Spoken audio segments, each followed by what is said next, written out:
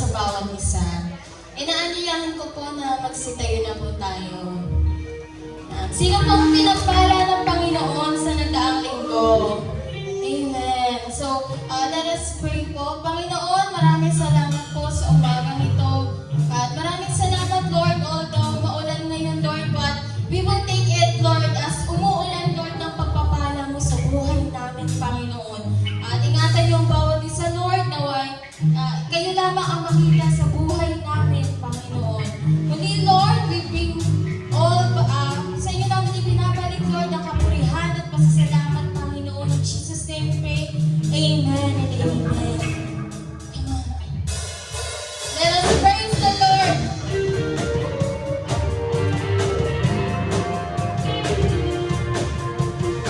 Sabihin ko ang higit pa sa lahat ang biyaya sa atin ng Panginoon. Ang higit pa sa lahat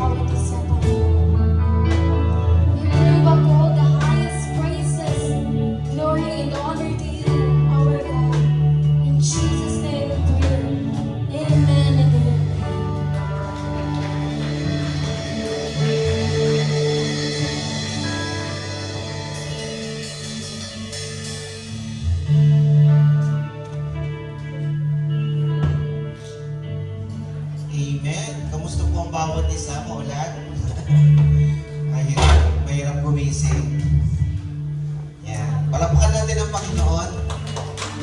Pwede po ba can I request everyone to stand up once again and greet one another ng good morning. Yan. I-greet mo muna natin yung mga kasama mo natin ngayong umagang ito. Sabihin mo sa kanya, napagtagumpayan mo kapatid.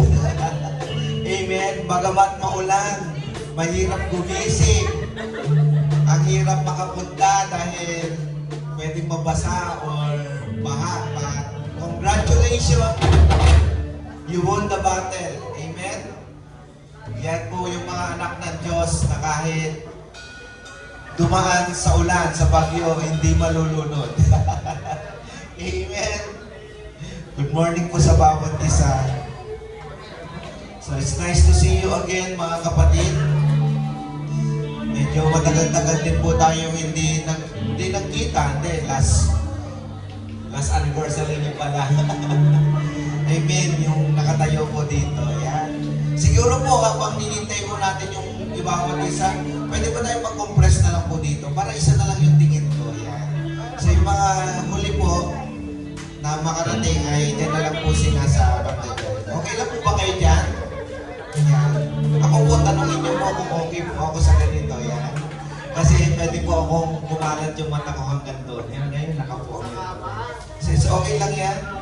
God is good. Palakpakan natin ang Panginoon minsan pa. Pwede ba natin sabihin, God is good? All the time. God always good. Amen.